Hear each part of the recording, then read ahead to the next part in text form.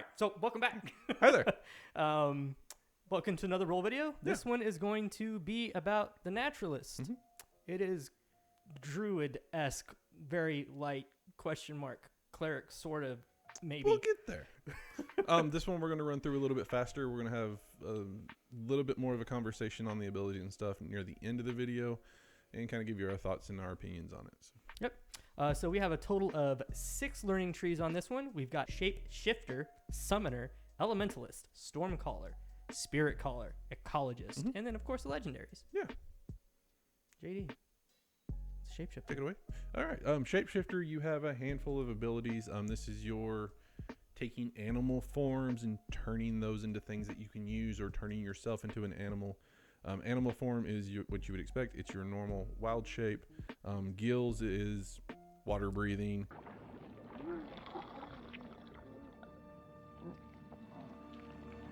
You can hand it out and everything. It lasts a little while.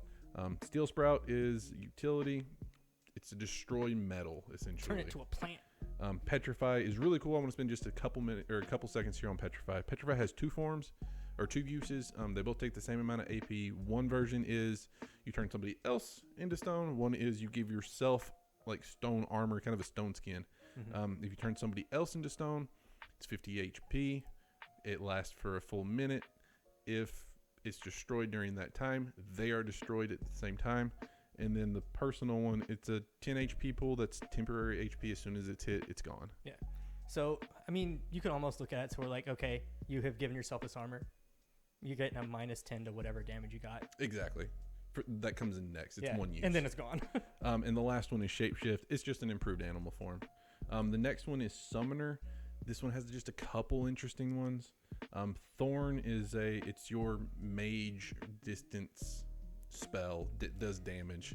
It's really cool, provided you can roll a 20, in my opinion, because it does the double damage and stuff like that and can give them some lockdown. But other than that, it's just a ranged attack. The other ones are Wild Font. It's a utility thing. We'll discuss it more later as well.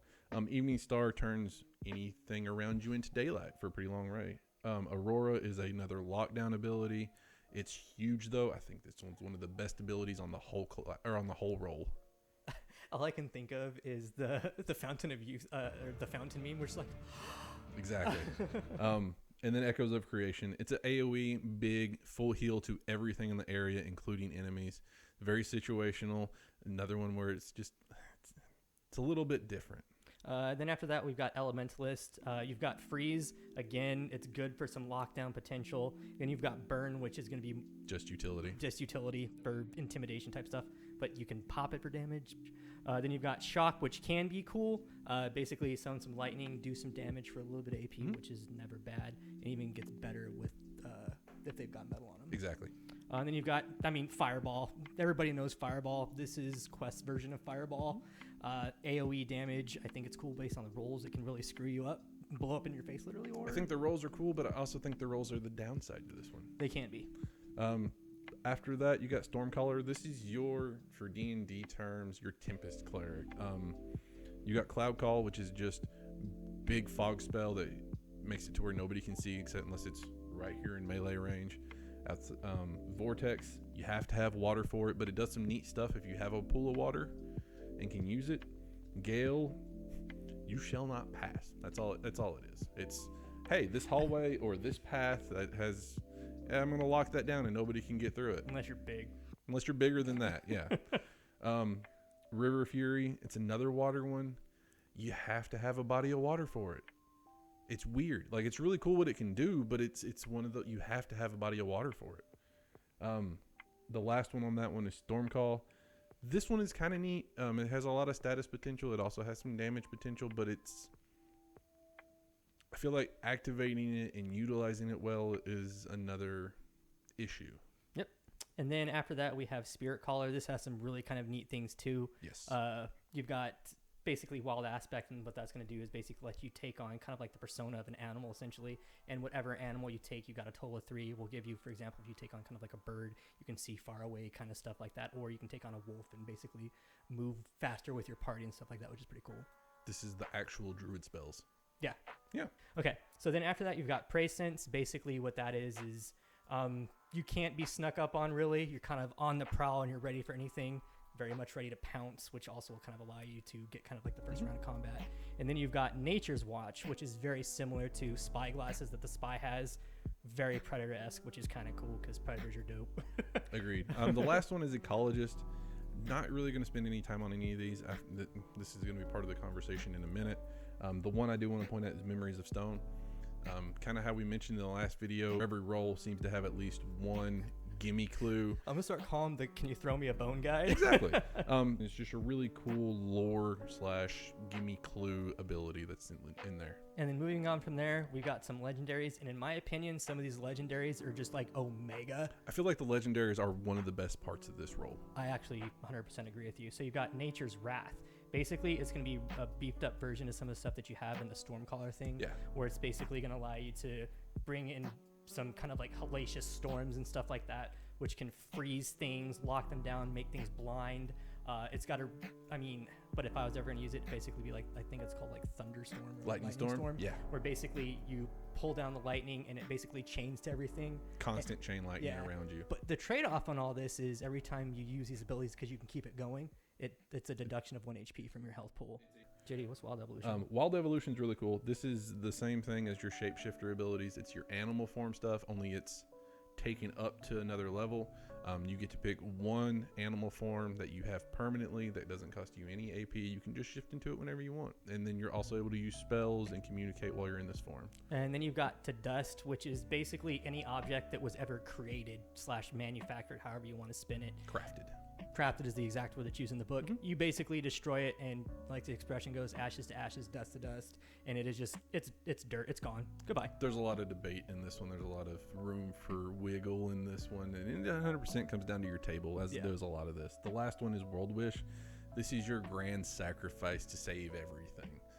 You become a creator, dude. Yeah, so you sacrifice your life. You can't be resurrected. You can't be brought back by any means to recreate the world. Or even if you can't recreate it, you create one. You make a new one. It goes from inhabitable to habitable. Right. You completely terraform. You create plant life. You create animal life. And if you are saving the world or recreating the world that you're on, then you have the option to destroy anything, create any buildings, any man-made structure of any kind. That's so gnarly. It's really cool. So before we get into this, if you're still around, give us a thumbs up on the video, maybe even think about subscribing, because this section we're going to get into more of discussion about kind of why we think maybe the Naturalist might be a little lacking in some areas. Yeah. All right, so we sped through this really, really, really fast, and there's a reason for that. We feel like Naturalist is on the weaker side of the roles. We feel like a lot of the abilities require too much circumstance to be useful hey, I want to use this ability now. There's a lot more setup that goes into being able to use the Naturalist from the guide side of things, which is weird. Yeah, and I think a lot of those abilities are really going to come in the one that we kind of skipped over and said we would come back. Like the commanding nature thing is pretty cool, being able to, plant life, comes out and, does stuff like that. But because this game doesn't really have, like in the rules, I should say, it doesn't really have like the entanglement, lockdown, or grapple, or there's another word I'm looking for here. Damage over times. Yeah, it doesn't have that either. Right. So at the end of the day, you're like, okay, do I really just want to burn the AP, or do I just want to use my bow or something to just do 2 points of damage? Exactly. I get it for flavor, but AP wise, it just...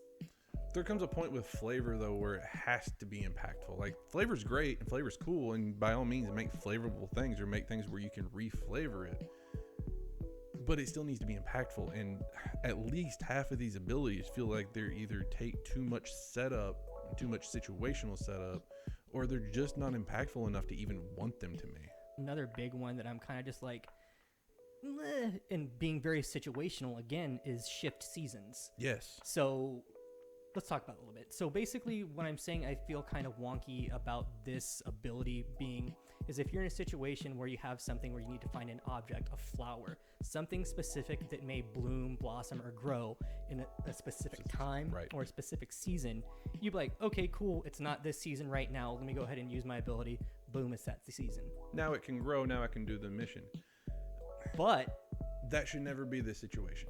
I agree. And as a guide and DM myself in games and stuff like that, I feel like if I were to present a situation like that now, if I didn't have players that didn't have this ability, I really couldn't use this if I was going by specifically how this book is. And the difference being, Gills is kind of the same way. Gills is water breathing. Mm-hmm. It gives you an hour long per use of water breathing. You take water, you spritz it, it grows gills, right? Gills, situationally, is super useful. Mm-hmm. You could have it in your back pocket for 2 years in a campaign and never use it, but when you need it, it's there. Dude, change water seasons. Good. Yeah, water breathing is always good. Change seasons from a building a quest objective as a guide. Change seasons is something that I would never want my players to have in their back pocket to feel like it's needed. Yeah, because if you present a situation kind of like what I was talking about, and let's say you don't have the naturalist and you can't use change seasons, as a player, if I had that presented to me, where I'm obviously going to go find an NPC that's capable of doing it, right, or a wizard or somebody like that, they can kind of help with some of that stuff. Or you kind of go with the flow on this and you keep that stuff in your pocket, and then you present that once your naturalist has the ability to do so. Change seasons is just flavor. It's 100% flavor. Yeah. And I feel like every ability should have an impact beyond just flavor. There should be more. Something that lies beyond flavor. Flavor is good, but when you flavor something, you want to have an impact. You want to have that, oh, that was so dope kind of moment. And I don't feel like change season ever has that. You're just changing the weather. It's just, oh, cool, now it's this time of year. Unless you really screw up, then you can cause like a bad storm or whatever that lasts for a while, which is cool. But it's still based on the roll, and it's still one of those, 9 times out of 10, that's not going to happen. Actually, 19 times out of 20, that's not going to happen. Yeah, exactly. But that's our opinion. Yeah. And if you guys disagree, let's have the conversation in the comments below. Something that we haven't really done in a while, which would be kind of cool. Yeah, just show me where I'm wrong, please, because this whole naturalist just feels like it comes up short compared to other things, even more so than the ranger did. Because the ranger at least has a lot of like hard DPS and stuff it can do, or just a lot of good utility. Yeah. With that being said, though, I definitely want to again kind of like regurgitate the idea that some of these legendaries that the naturalist has are mega. They are chef's kiss, super bomb. Definitely tell where they started with the class. Yep. And on that note, stay awesome, be excellent, and love each other. We'll see you.